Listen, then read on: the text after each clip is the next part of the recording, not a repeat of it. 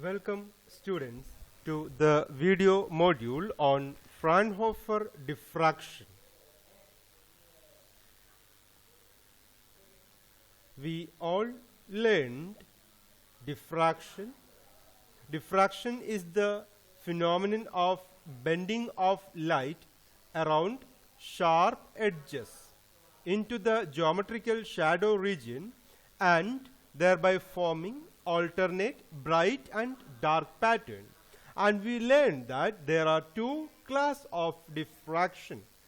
One is Fresnel class of diffraction and the other one is Fraunhofer diffraction.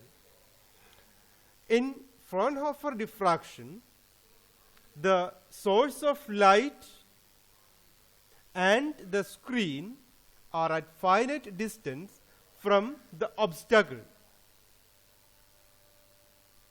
So, if the light then falls on a screen placed at a large distance from the slit, it produces a pattern of alternating bright and dark images of the slit. This pattern is referred to as a Fraunhofer diffraction pattern. It consists of alternate bright fringes and dark fringes. So, in order to form a Fraunhofer class of diffraction pattern, we need the source and slit at infinite distance. So, we know that light from infinite distance will consist of plane wavefront. So, we can make plane wavefront with the help of convex lenses. By keeping convex lens on the track of light beam at the focal point, then we can make plane wavefront in the same way by keeping a lens on the emerging light path. There also we can converge the light into a finite distance. So, Fraunhofer diffraction actually need light source at infinite distance and screen also at infinite distance. But this can be achieved with the help of two convex lenses. So, we are using this convex lens. The first convex lens is used for making plane wavefront because we know that light wave from distant source are plane wavefront in nature. In the same way, if a plane wavefront emerges from the slit, it will go to an infinite source, infinite screen. So, in order to keep a screen at a finite distance, we have to make this light converge at some point. So, for that we are using the second lens on the path of light. So, you can see the arrangement used for the formation of a Fraunhofer diffraction pattern. It consists of a source, a lens that makes a plane wavefront to incident on a slit. The width of the slit is A. You can see the slit AB of width A. The emergent light beam is made to converge onto the screen which is kept at a distance D from the slit. So, this is the arrangement used for formation of Fraunhofer diffraction pattern.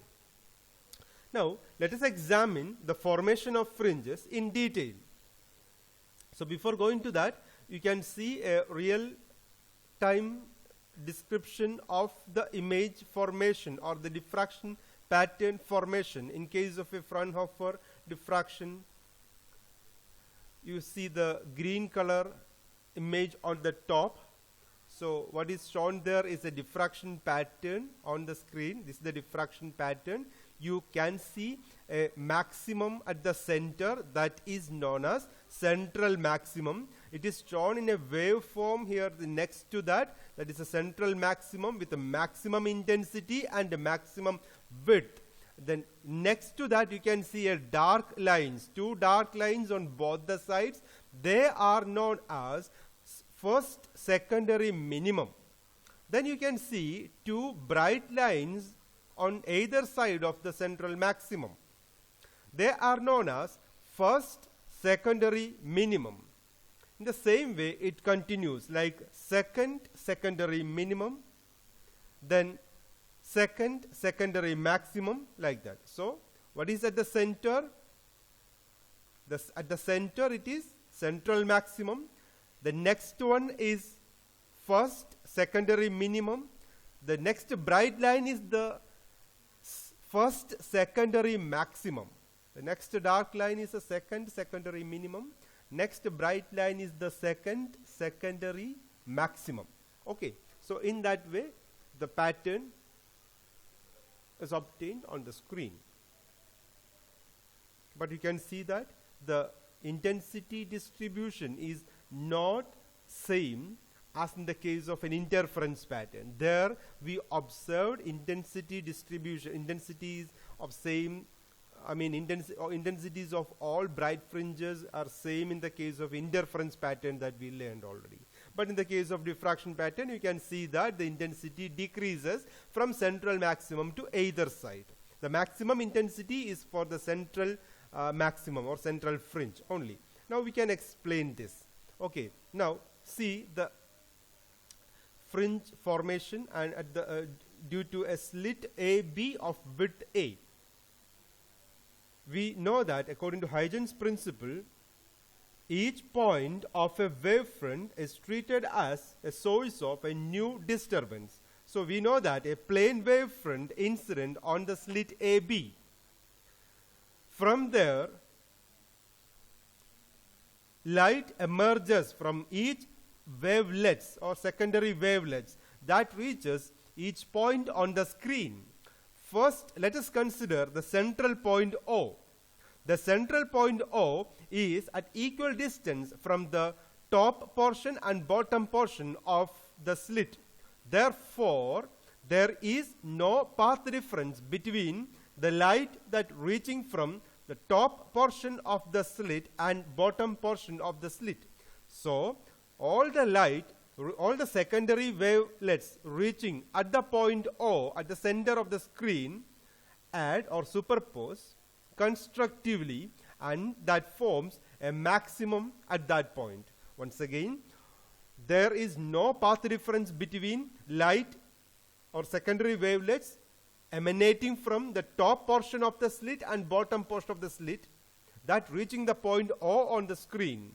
Therefore, as there is no path difference, they add constructively to form maximum interference at the center. Now we have to, so we explained the formation of a bright central maximum. That is because there is no path difference between the light emanating from portions on the top of slit and bottom of slit. So they add constructively to form maximum interference. Now let us consider any other point, say P, the point P. We have to find whether at point P maximum or minimum intensity distribution occurs. For that, we have to find the path difference between light emanating from the point A and point B, or the top portion and bottom portion of the slit. So let us consider the path difference between 2 points, say point A and point B on the slit. And what is the path difference between these two light when it reaches the point P? From the construction here, you can see that there is a path difference AL between the light emanating from A and the point B. See the point here, path difference delta. There is a path difference of AL. This is the extra path. The light from A has to travel an extra path of AL when it reaches the point P. So we have to find the path difference. So for that, you consider the triangle ALB, triangle ALB. In that, if this angle is theta, that is called angle of diffraction theta. What is sine theta? Sine theta is equal to opposite side divided by hypotenuse. So here the opposite side is AL and hypotenuse is AB. So sine theta equal to AL divided by AB. Cross multiplying this, AL equal to AB sine theta. That gives, so we know AB is equal to the width of the slit A. So AL equal to A sine theta. That gives the expression for path difference between light emanating from the point A and point B. Now, for formation of dark fringe and bright fringe, we have to find the conditions. So if the path difference equal to m lambda, that gives to a point with minimum intensity. This is just opposite to what we learned in the case of interference. There we learned maximum intensity at a point with m lambda path difference. But here it is a dark fringe when the path difference is equal to m lambda, where m equal to 1, 2, 3, etc. m equal to 1, 2, 3, etc. Why? There is no 0 here because we already considered 0 for the bright central maximum. Okay, so the condition for minimum to form on the screen is path difference A sine theta equal to m lambda, or sine theta equal to m lambda divided by A. Why a minimum forms at the point with a path difference of m lambda? This we can explain by taking the example of first minimum. When m equal to 1, then A sine theta equal to 1 lambda. Once again, when m equal to 1, A sine theta, the path difference A sine theta equal to 1 lambda. So we can consider the slit to form. The slit comprises of two portions, or we can divide that into two, because the total two portions of lambda by 2 and again lambda by 2. So the contributions from the top portion and bottom portion of the slit reaches the point D with lambda by 2 path differences, or they are out of phase, and they sum up to give a 0 intensity. In the same way, if the path difference between the 2 points, or if the path difference A sine theta equal to 2 lambda, say 2 lambda, we can divide the slit into 4 equal sections of lambda by 2. Lambda by 2, lambda by 2, lambda by 2, lambda by 2. So we know lambda by 2 cancels. Their contribution cancels and give rise to the next secondary minimum. And the same way you can explain for if the path difference is 3 lambda, you can divide the contributions or secondary wave emanating from the slit into 6 equal portions of lambda by 2. They also nullify their contributions and give rise to 0 intensity. So that's explanation for formation of dark fringe or secondary minima at different points on the screen. Now consider the points with the path difference A sine theta equal to m plus half lambda. These are the points corresponding to secondary minimum. First, consider a path difference of A sine theta equal to 1.5 lambda. So in this case, so we know the path, we are considering the case of path difference equal to 1.5 lambda. So 1.5 lambda means we can divide that into, we can divide the slit into 3 equal sections of lambda by 2 contribution. So out of that, 2 sections with lambda by 2 contribute, or out of they're out of phase and they cancel each other, and only one portion gives an intensity at the point P. So in that case, the slit can be treated as 3 different sources. 3 sources are liberating or generating secondary wavelets, lambda by 2, lambda by 2, lambda by 2. Out of that, 2 lambda by 2s cancel their effect. 1 lambda by 2 gives some intensity at the point P. So, but that intensity will be lesser than the central maximum, because here we divided the slit into 3 sections. I mean, the light from the slit into 3 sections. And out of that, only 1 gives a contribution. But it was not so in the case of central maximum. There, everything, all portions of the slit gave contribution to the maximum formation there. So that is the central maximum case. But the next maximum will be of slightly lesser intensity, because only 1 out of 3 gave some contribution there.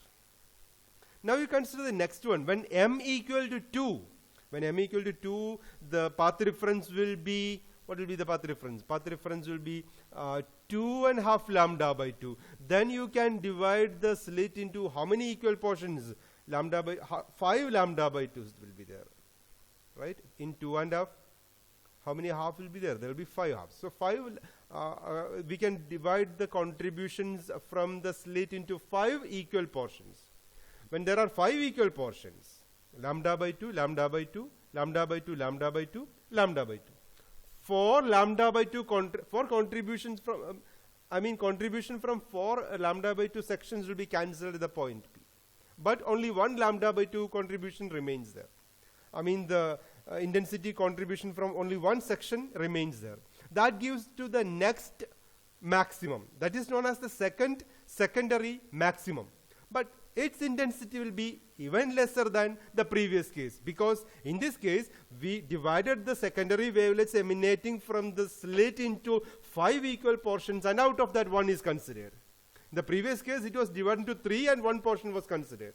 The next will be, we have to consider 7 equal portions, and out of that only 1 will be considered. So as you move away from the center, the intensity decreases. So that is the explanation for this wave pattern. You can see the red color wave pattern shown here. That is the maximum at the center. Then all the next one is called secondary minimum, and the next one is called first secondary maximum. Then again comes second secondary minimum. Then comes second secondary maximum, like that. Okay. Now we have to find the width of central maximum. How to find the width of central maximum? Okay. See. Again, you are considering the larger triangle.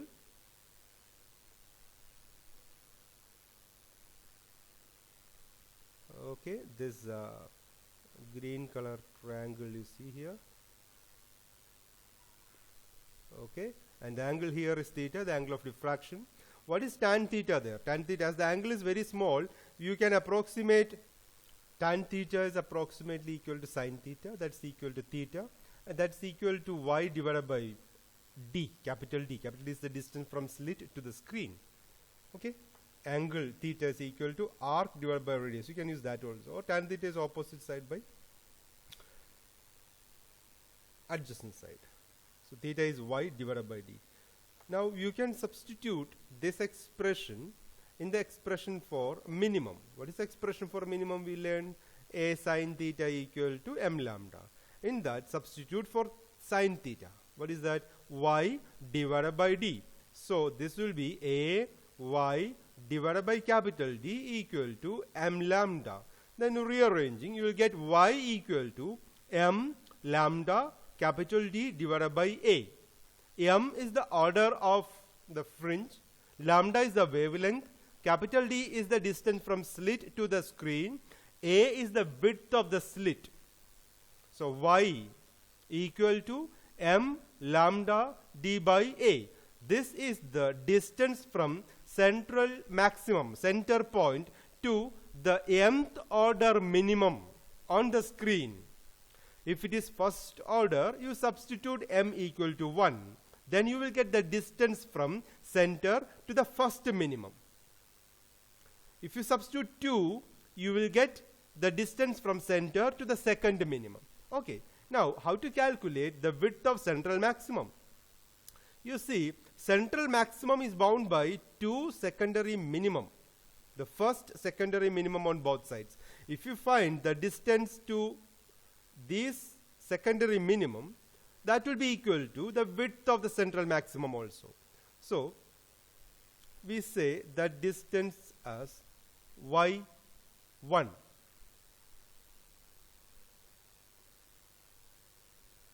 Okay, let y1 be the distance to the first secondary minimum. So what is y1? y1 is equal to 1 lambda capital D divided by A. So y1 to this side and y1 on the bottom side also. Okay, so what will be the total width of the central maximum? That is W is equal to 2y1, that is equal to 2 lambda D divided by A. So that is the width of central maximum, and central maximum has got the maximum width, that's equal to 2 lambda D divided by A. Now 2 points has to be noted. One is that we know the width of the path reference is given by A sine theta equal to m lambda. So what is A?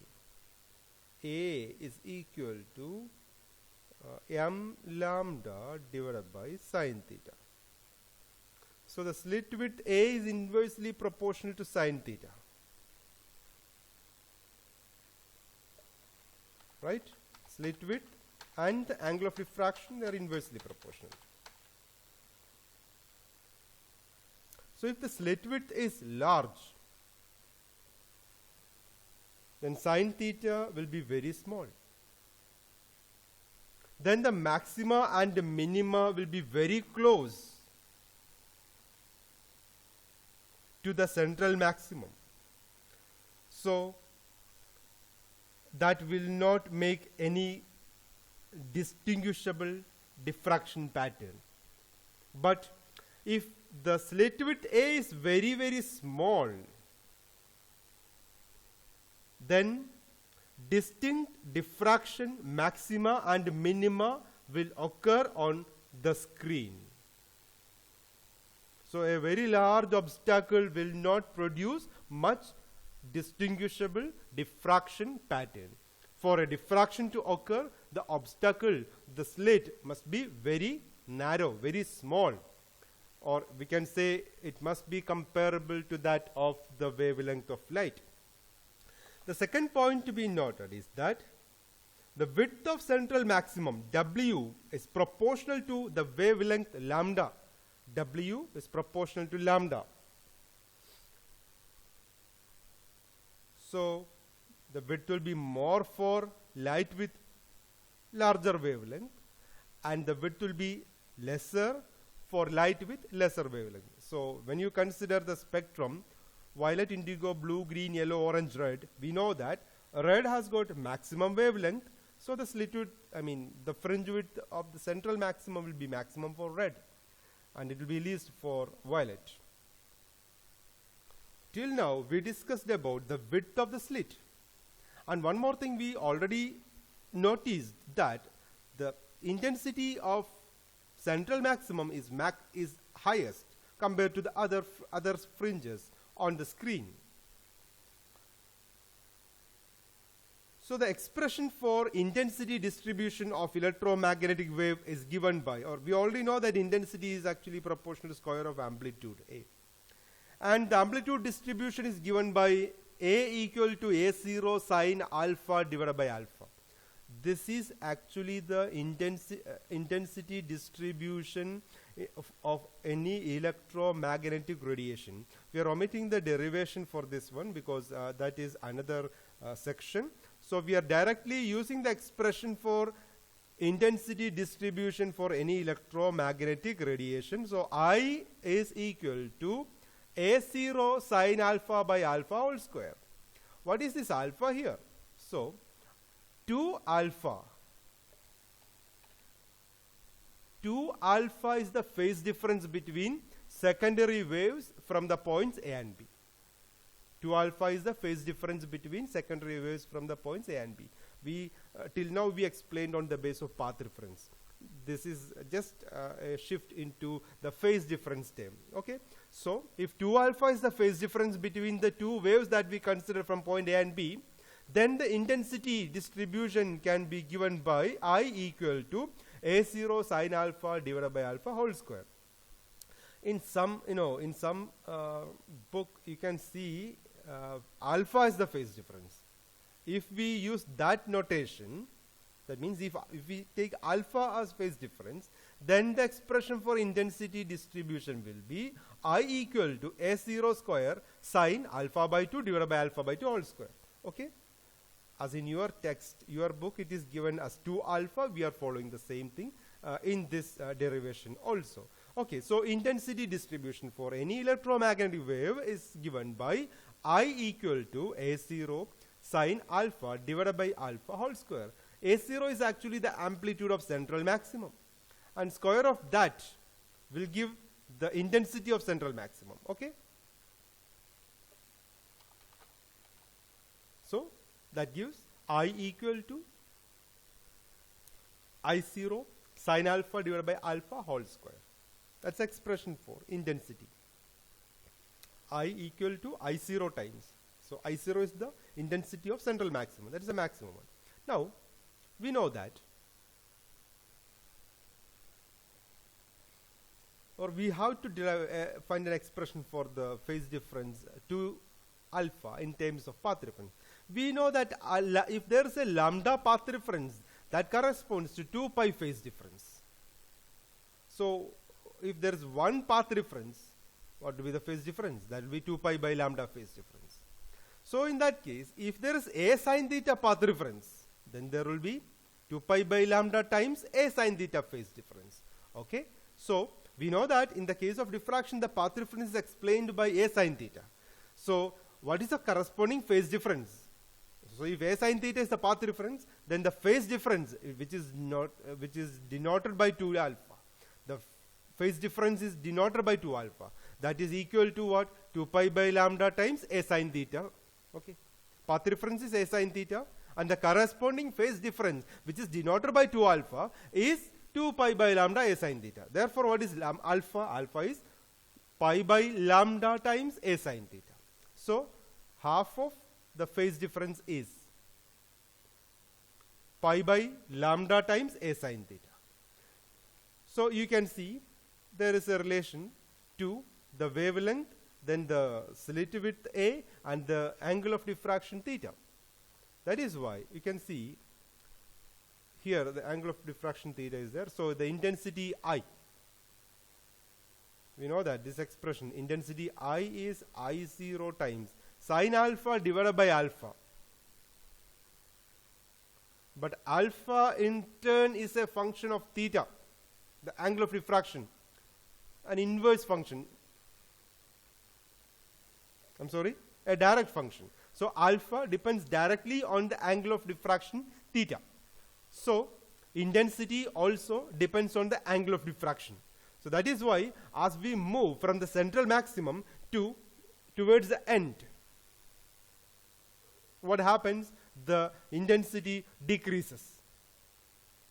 So we derived an expression for intensity I equal to I0 sine alpha by alpha whole square, where alpha is half of the phase difference, and we know that alpha depends on the angle of diffraction theta. Therefore, different point on the screen gives different intensity. You can see an intensity distribution pattern on which we already explained here. That is maximum intensity at the central maximum, then at a different phase pi, at the phase difference pi at 0, the minimum intensity, then 2 pi again minimum intensity. So this shows maximum intensities, then secondary maximums, secondary maximums here, and secondary minimums here. So width is maximum at the center, intensity is maximum at the center. So this is about Fraunhofer diffraction formation due to a single slit.